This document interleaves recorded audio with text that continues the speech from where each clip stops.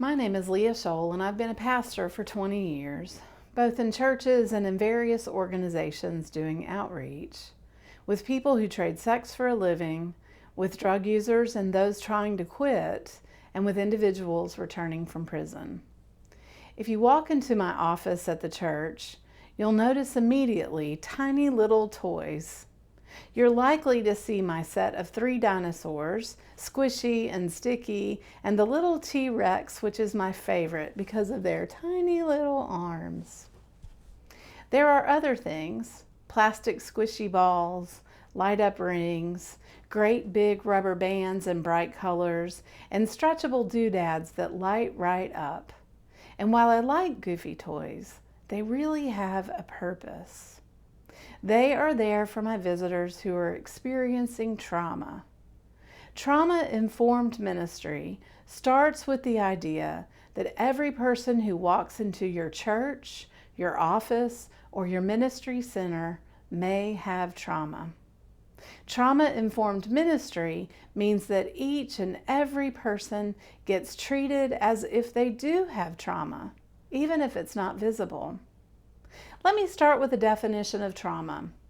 Trauma is an internal response to an underlying cause, which may be one event or a series of events. Trauma is not what happened. Trauma is how our body, mind, and spirit have responded to what happened.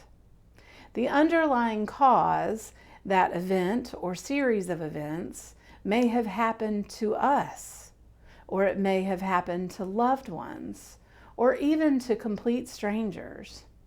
The underlying cause may have happened in our lifetime, or happened to our ancestors.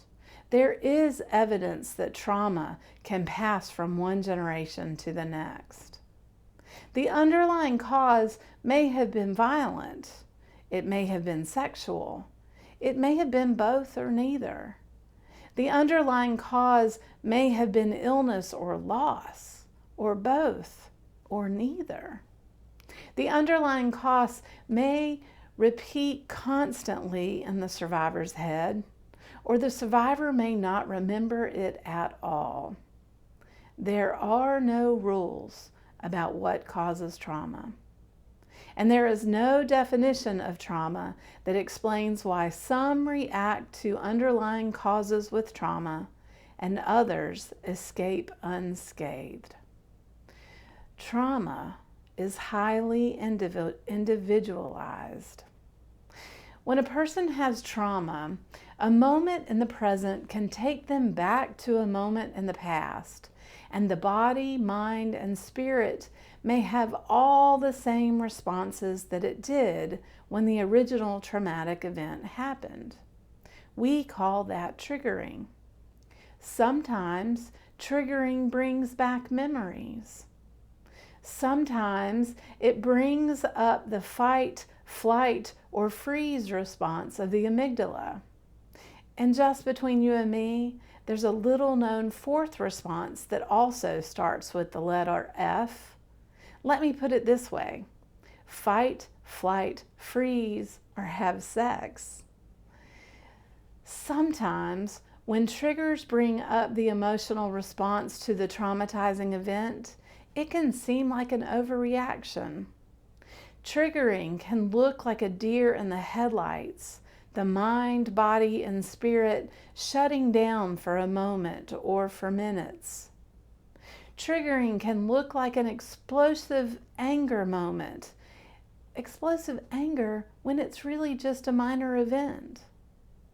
Triggering can look like a quick exit with no explanation.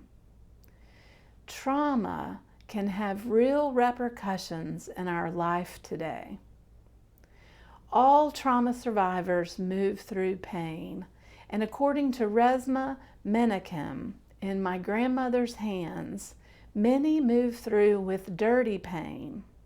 They expose others to their pain through denial, avoidance, and blame. Dirty pain creates more pain and trauma in a search for healing. But Menakem says Healing trauma involves recognizing, accepting, and moving through pain, clean pain.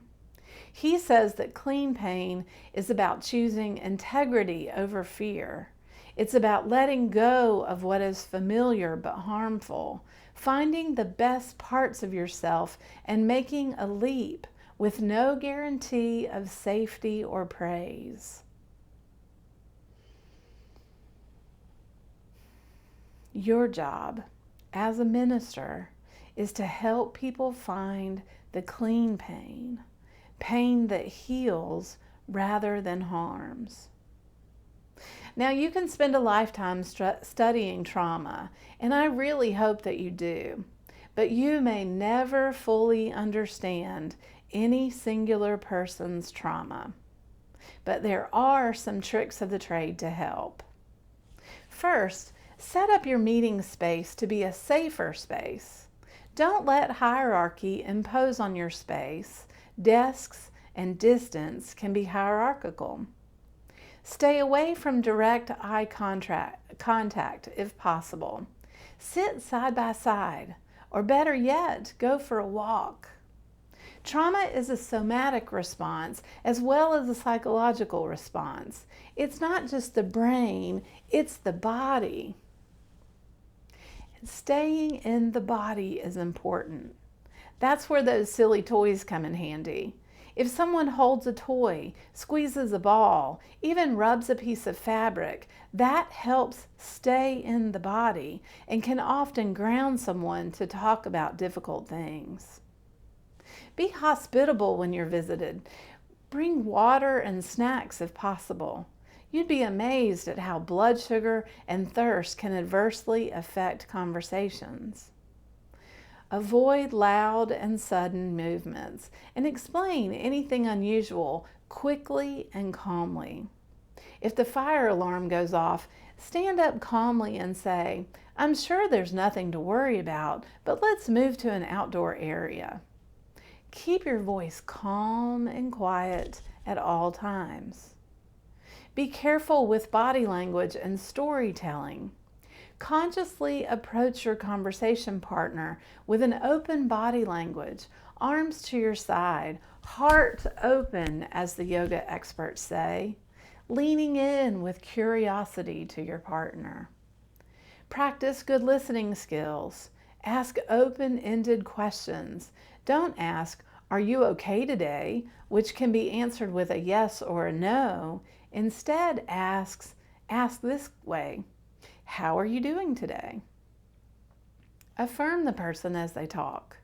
Statements like, "You're brave," "That must have been hard," are good statements to mirror and affirm them as they tell you a story.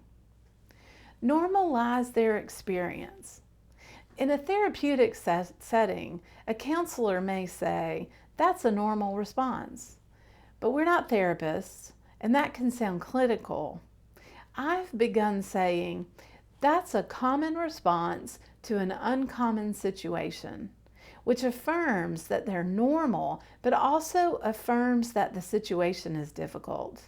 I learned this from a book called Disaster Spiritual Care, which I highly recommend. Reflect on what the person is telling you. A good way to do this is to say, "You must have felt," and then fill in the blank. This little pause gives the person the chance to agree with your assessment or to fine-tune it. "You must have felt so frustrated." And their response can be, "Well, not so much frustrated as ashamed of my inability to do something."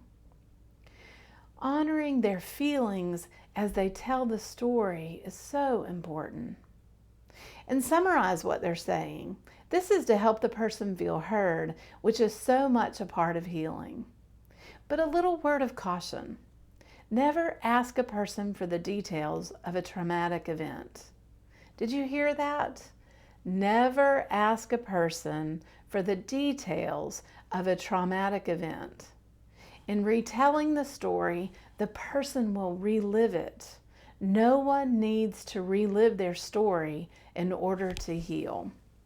In fact, many people will think that you want the details. Tell them, I don't need to know the details. I believe you and know it was a difficult event. Ask instead how they're doing now. How has this impacted them? How has it changed who they are? And how can you help?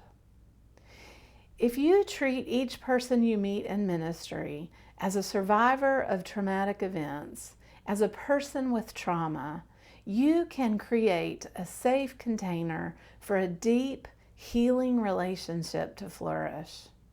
But another word of caution. Sometimes their story will get mixed with your story. Sometimes talking with a person with trauma means facing some of their trauma mixed with yours.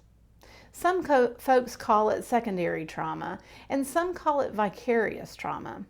And it can create significant health and wellness issues for compassionate carers, including triggering and burnout. This is when your network of compassionate carers is important. There's an old story about a healer who's working on the back of a woman in bed. The healer rubs the woman's back and then every now and again reaches for the bedpost and holds it for a few moments. Then the healer returns to the back and again to the bedpost. After several iterations of this, the woman in the bed asks, "Why do you keep holding the bedpost?" The healer answers, "Because I must put this pain somewhere and the bedpost won't hurt."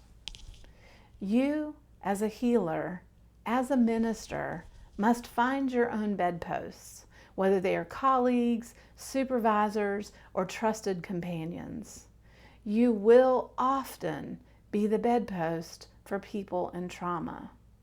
Be sure to find yourself a bedpost.